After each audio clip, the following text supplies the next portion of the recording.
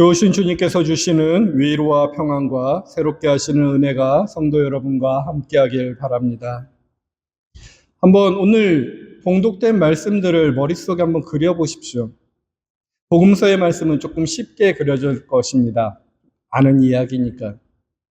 그렇다면 오늘 이사야 말씀 5구절인데 이것을 한번 그려보십시오. 어떤 상황에 어떠한 분위기 속에서 어떠한 하나님의 말씀이 선포되었을까? 좀 쉽게 그려지지 않을 겁니다. 그래도 한번 말씀을 한번 살펴보면서 한번 이 눈을 감고 그 장면을 그려보시고 상상해 보십시오. 저는 이렇게 상상해 봤습니다. 때는 기원전 6세기 바벨론의 어느 시장가입니다. 근데 그것은 그저 평범한 시장터가 아닐 겁니다. 왜냐하면 그곳에 있는 사람들은 고향을 잃고 끌려온 포로들이 대부분입니다. 그들은 벌써 50년의 세월이 흘렀습니다. 2세대가 정도 지났죠. 아이들은 예루살렘을 본 적도 없이 태어나 바벨론의 말과 바벨론의 셈법을 배우며 자랐습니다. 골목 한쪽에는 바벨론의 신 마르둑과 느보의 형상을 새긴 잡판들이 늘어서 있습니다. 점쟁이들은 사람들의 손목을 붙들고 앞날을 봐주겠다며 은전을 요구하고 있습니다. 살아남기 위해서는 그 신들에게도 절해야 하지 않겠냐고, 저 정도의 위로라도 붙들어야 하지 않겠냐고 스스로를 다독인 이들이 하나둘 그 신전 앞에 줄을 씁니다. 그런데 서로 그러한 동족들을 비웃을 수도 없습니다. 왜냐하면 하나님이 정말 자신들을 버리신 것은 아닌지, 이 낯선 땅에서 50년을 견디는 동안에 마음 깊은 곳에서 그 의심이 자라나지 않는 사람은 없었기 때문입니다. 신앙도 그런데 바로 그 골목 한기퉁에 이런 여인이 있지 않을까요? 오늘 손에 쥔 것이 하나도 없습니다. 아무것도 없는 여인입니다. 어제도 굶었고 오늘 저녁도 무엇을 먹을지 알지 못하는 여인입니다. 도와줄 가족도 없습니다. 비빌 언덕이 없습니다. 그런데 마루둑 신상 앞에 줄 서는 것조차 그녀에게는 사치입니다. 왜냐하면 그녀는 신에게 바칠 은전도 없기 때문입니다. 버림받은 자리에 그녀가 서 있습니다. 그런데 바로 그 순간 시장꾼의 외침도 점쟁이의 속삭임도 아닌 전혀 다른 결의 이사야의 예언자의 하나님의 음성이 대언되고 있습니다. 1절 말씀을 한번 들어보십시오. 이 1절의 음성입니다. 너희 모든 목마른 사람들아, 어서 물러나오너라. 돈이 없는 사람들도 오너라. 너희는 와서 사서 먹되 돈도 내지 말고 값도 지불하지 말고 포도주와 젖을 사거라.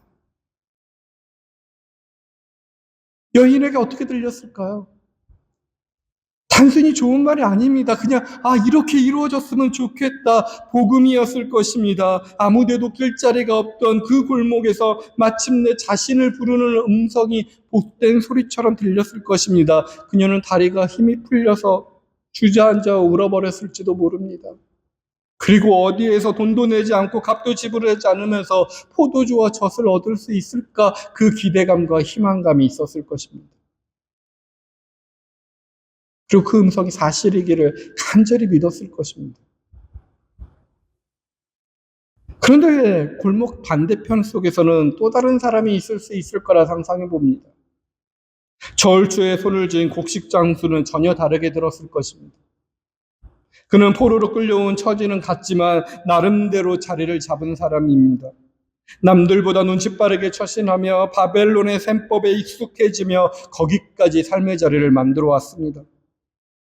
그에게는 1절의 이 음성이 거짓이 아닐까?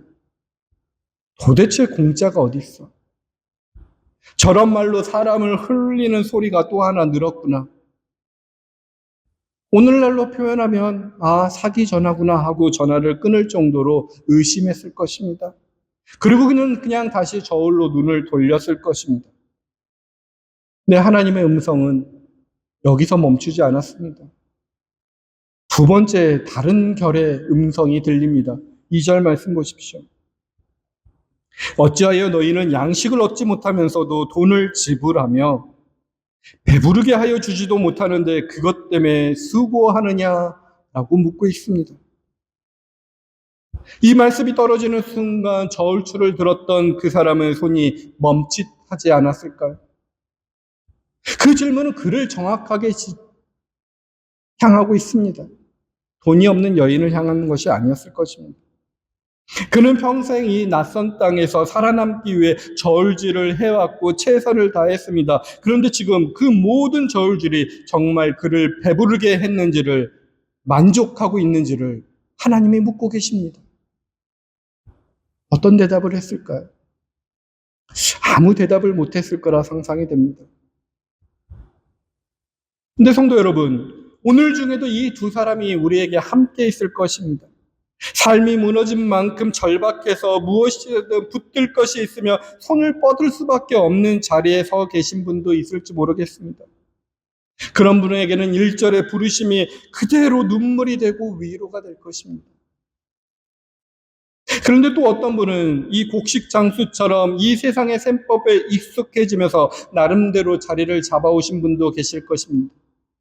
그런 분에게는 2절의 질문이 오늘 아침 정확히 이 설교의 시간에 도착합니다. 값을 다 치렀는데 정말로 배부르십니까? 정말로 만족하고 계신가요? 그런데 이것을 계속 묵상하다 보니 이상합니다. 저는 이 두 사람이 서로 전혀 다른 이유로 이 골목에 서 있지만 결국 같은 자리에 서 있는 것처럼 느껴집니다. 하나는 너무나 없기 때문에. 다른 사람은 나름대로 있었지만 그 있음이 배부르게 하지 못해서 둘 다 무엇인가에 목이 말라 있고 갈증을 느끼고 있다라는 것입니다. 그렇다면 오늘 우리는 어느 쪽입니까? 근데 또한 생각해보니 어찌 되면 이 물음 자체가 잘못된 것인지도 모르겠습니다. 오늘 우리의 각자의 삶 속에서는 이 두 얼굴마저도 함께 있는 것은 아닌가 생각됩니다. 강구함도 있고요. 열심히 살아서 셈법에 살아가는 모습도 둘 다 우리에게 안에 있는 것입니다. 그렇다면 이 가운데 속에서 주님께서 주시는 답이 무엇인가 우리는 오늘 말씀을 통해서 한번 곰곰이 찾아가 봐야 됩니다. 우리가 함께 읽어간 그 로마서와 마태복음이 이 물음에 대한 답을 어느 정도 제안해 주고 있습니다. 근데 특별히 로마서 본문부터 볼 텐데요. 이 세 본문 가운데 로마서 9장의 말씀은 이 두 사람 중에 약간 가진 자 쪽에 기울어져서 말씀하고 있습니다. 값을 치러본 사람, 나름대로 지녀온 사람 쪽에서 말하고 있습니다. 왜냐하면 로마서 8장의 마지막 부분 속에서 이 로마서의 말씀을 보면요. 어제 지난주에 묵상했는데 로마서 8장의 마지막 부분은 그 어떤 사랑도 끊을 수 없다고 바울이 강하게 외친 뒤에 9장에서 계속해서 말을 이어가는 것입니다. 근데 9장에 넘쳐오는 순간 그 8장 속에서 그 죽음의 권세도 그 무엇도 하나님의 사랑에 끊을 수 없다 하면서 우리들에게 희망을 줬는데 갑자기 1절, 2절을 보니 슬퍼합니다. 아파합니다. 1절, 2절 보십시오. 나는 그리스도 안에서 참말을 하고 거짓말을 하지 않습니다. 내 양심의 성령에 힘입어서 이것을 증언하여 줍니다. 나에게는 큰 슬픔이 있고 내 마음에는 끊임없는 고통이 있습니다. 라고 말합니다. 바울을 이토록 아프게 하는 것이 무엇인가? 오늘 3절부터 5절까지 쭉 한번 눈을 살펴보십시오. 이스라엘 백성들이 갖고 있는 결핍이 아니라 풍족함 때문에 아파하고 있다는 것입니다. 왜냐하면 4절, 5절 내 동족은 이스라엘의 백성입니다. 그들에게는 하나님의 자녀로서의 신분이 있고요. 하나님의 모시는 영광이 있고요. 하나님과 맺은 언약들도 있고요. 율법도 있고요. 예배도 있고요. 하나님의 약속들도 있답니다. 족장들은 그들의 조상이라는 것이고요. 그리스도도 육신으로는 그들에게서 태어났다고 표현합니다. 이 목록들을 한번 자세히 들여보십시오. 저는 이것이 바로 제가 앞부분 도입 부분에서 만났던 그 곡식장수의 얼굴이지 않을까요? 없어서가 아니라 가지고도 배부르지 못해서 아파하는 얼굴이 비춰집니다. 언약도 약속도 심지어 그리스도까지도 이스라엘은 이미 가지고 있었습니다. 재료는 완벽합니다. 근데 이 완벽한 재료에 불이 없는 것은 아닌가 묵상해 봅니다. 이 재료에 정작 불이 붙지 않으면 재료는 그저 재료로 남고 아무것도 활용이 되지 않는 것입니다. 왜냐하면 이 장면을 저는 화덕 앞에 서 있는 어떠한 빵을 만드는 장면을 한번 생각하면서 묵상해 봤습니다. 여러분도 한번 빵을 만드는 장면을 한번 그려보십시오. 빵을 만들기 위해서 밀가루라는 재료도 있고요. 누룩도 있고요. 물도 있고요. 반죽할 수 있는 수많은 다른 재료들이 있습니다. 근데 그 재료들이 앞에 쭉 놓여 있다고 해서 그 재료가 바로 빵은 아닙니다. 아무리 좋은 밀가루라도 화덕에 들어가지 않으면 영원히 그냥 밀가루로 남을 뿐입니다. 그런데 불이 그 반죽에 닿는 순간 밀가루는 사라지지 않지만 더 이상 밀가루가 아닌 다른 게 됩니다. 빵이 되어버립니다. 전혀 다른 차원의 것, 빵이 된다는 것입니다. 즉 바울이 나열한 그 풍성한 재료들, 언약과 약속과 심지어 그리스도까지 이 재료들의 성령의 불이 닿을 때에 비로소 우리는 전혀 다른 차원으로 옮겨지는데 지금 이스라엘 백성들이 그걸 누리지 못하고 있다는 것이 안타깝고 안타까운 것입니다. 근데 이것은 2000년 전 이스라엘만의 이야기가 아닐 것입니다. 우리에게도 재료는 너무나 많습니다. 오랜 신앙의 연수, 맡겨진 직분, 아주 쌓여가는 성경 지식, 익숙해진 예배의 형식, 이 모든 것들이 우리 손에 들려져 있습니다. 그 외의 것도 많은 재료가 있겠죠. 그런데 우리는 물어봐야 합니다. 이 재료들 사이에 정작 성령의 불이 닿아 있는지,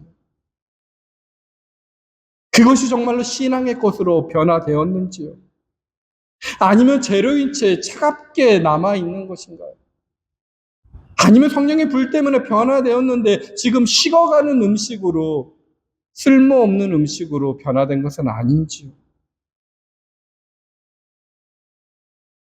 오늘 여러분이 삶 속에 있는 재료들을 살펴보시고 성령에 맞닿아 있는지, 그리고 성령에 보았던 그 경험들을 기억해 보시길 바랍니다. 그리고 그 재료들을 한번 다 내려놓아 보십시오. 평생 쌓아온 신앙의 이력과 직분과 교회 안에서 얻은 이름표를 모두 내려놓고 아무것도 덧입지 않은 존재 그대로 하나님 앞에 홀로 남겨진다면 그 알몸의 자리 속에서 여러분들은 무엇을 마주하게 될까요? 이것이 오늘 깊이 묵상해야 될 질문입니다. 근데 오늘 우리에게 주어진 성서 일과의 본문은 여기서 멈추지 않습니다.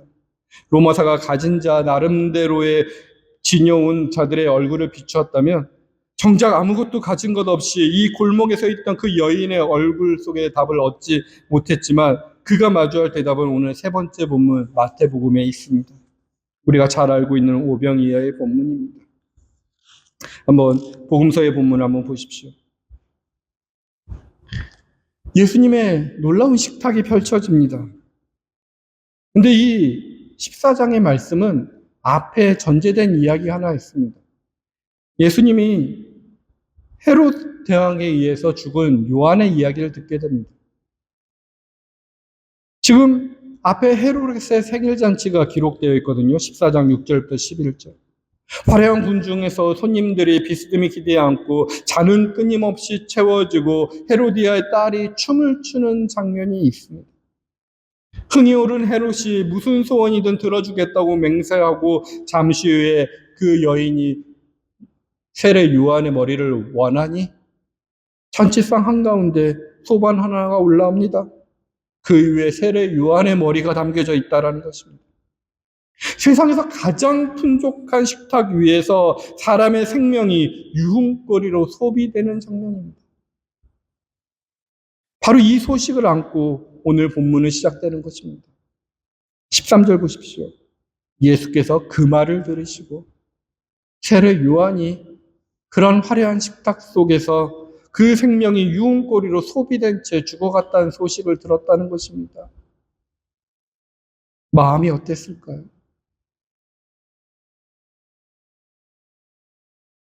그리고는 거기에서 배를 타고 따로 외딴 곳으로 물러가셨다고 합니다.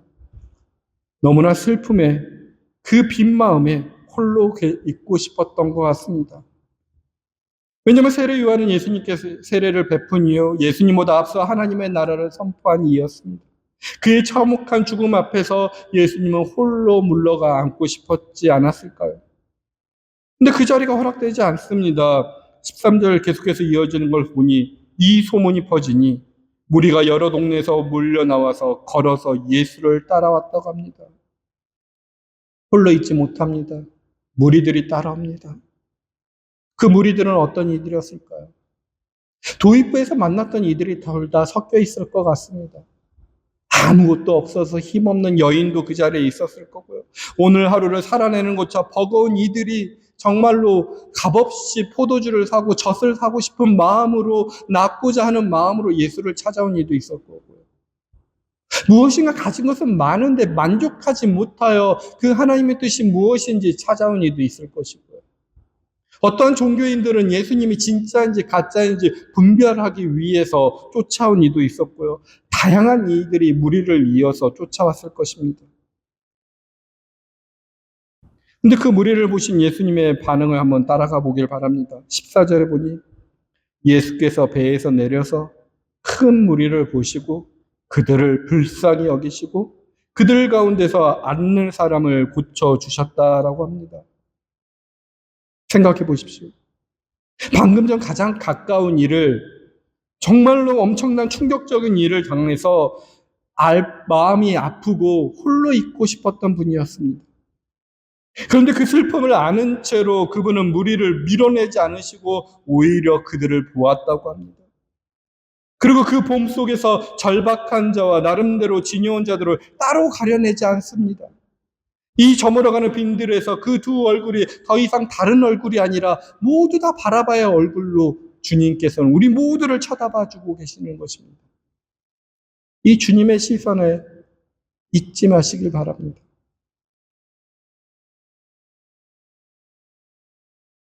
그러면서 이 장면 속에서 마태복음은 아주 작지만 아주 조금 우리가 놓치기 쉬운 표현 하나를 담아두었습니다. 19절에 보면 예수께서 무리를 풀밭에 앉게 하셨다 합니다.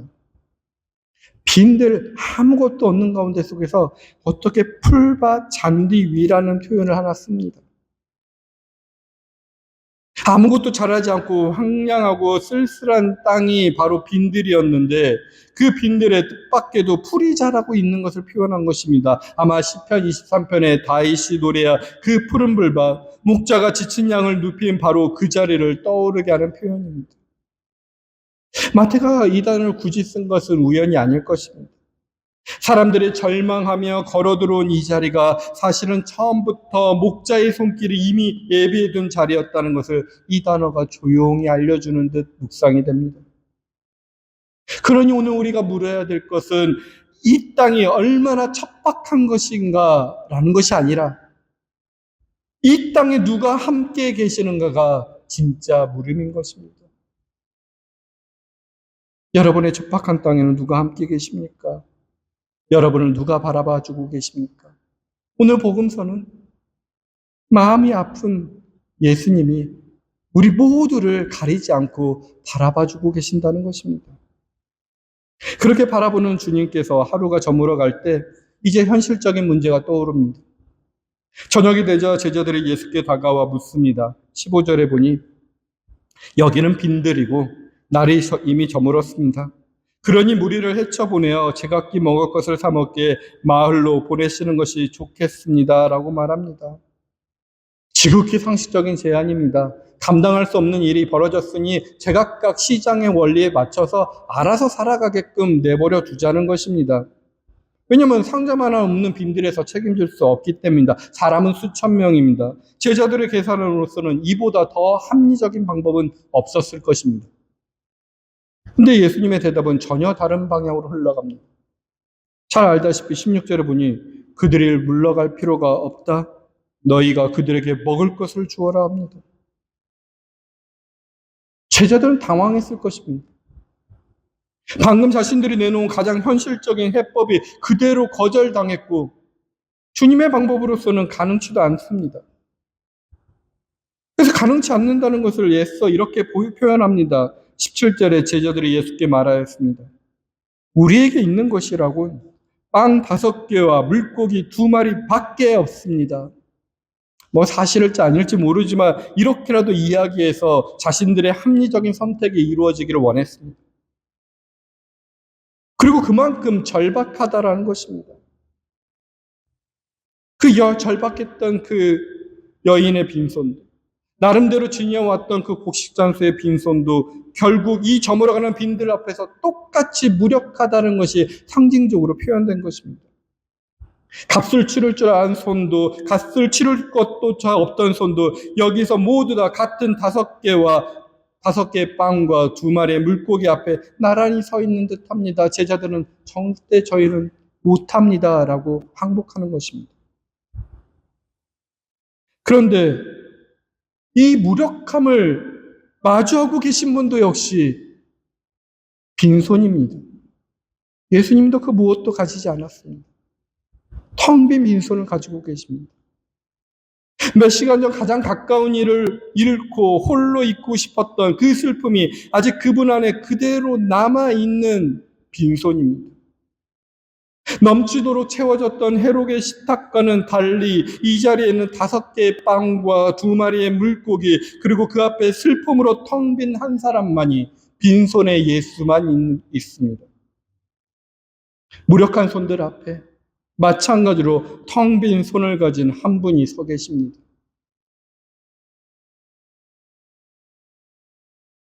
제자들도 그럴 거고요. 저 역시 묵상하면서 이런 질문이 저절로 생겼습니다. 이 텅 빈 손들을 어떻게 먹일 수 있을까? 무력함이 무력함을 만난 이 자리에서 도대체 무슨 일이 일어날 수 있을까? 사실 복음서의 본문은 그 무력함과 무력한 자리 속에서 우리가 정말로 보아야 할 것을 보게 하는 본문일 텐데 우리는 자꾸만 시선을 옮겨서 5,000명이 먹인 거에만 신경을 쓸 때가 많습니다. 근데 우리가 보아야 할 것을 19절에서 이렇게 표현합니다. 19절 보니 예수께서 무리를 풀밭에 앉게 하시고요. 그리고 나서 빵 5개와 물고기 2마리를 들고요.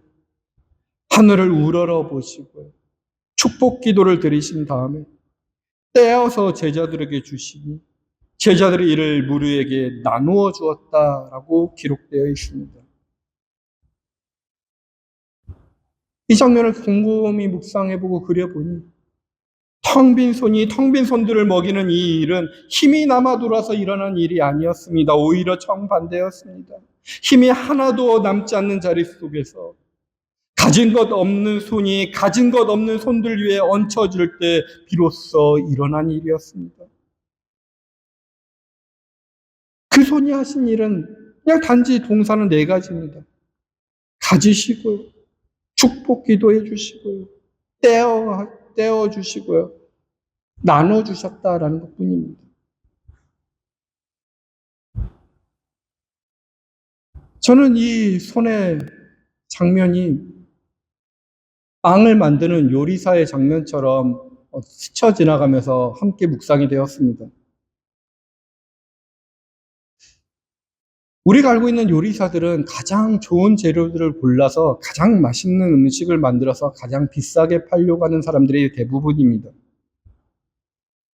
상하거나 부족한 재료는 절대 사용하지 않습니다. 신선하고 풍성함만 골라내는 것이 훌륭한 요리사의 조건 중에 하나입니다. 근데 오늘 예수님의 손은 그렇지 않습니다. 5개의 빵과 물고기 2마리는 좋은 재료라서 택함받은 것이 아니었습니다. 그저 그 자리에 있었던 것 전부였습니다. 그 손은 재료가 비참하지 아주 초라할지라도 혹은 누군가가 손에 넘치도록 풍성이 들려있을 때라도 그 상태를 가리지 않고 손을 올려주시는 것처럼 묵상이 됩니다. 상한 것이든 온전한 것이거든 적은 것이거든 많은 것이거든 있는 그대로 주님께서는 가지시고 축복하여 주시고 찢어주시고 마침내 누군가를 먹이는 존재로 지금 변화시켜 주는 것입니다. 저는 이것이 가장 중요하다고 생각됩니다.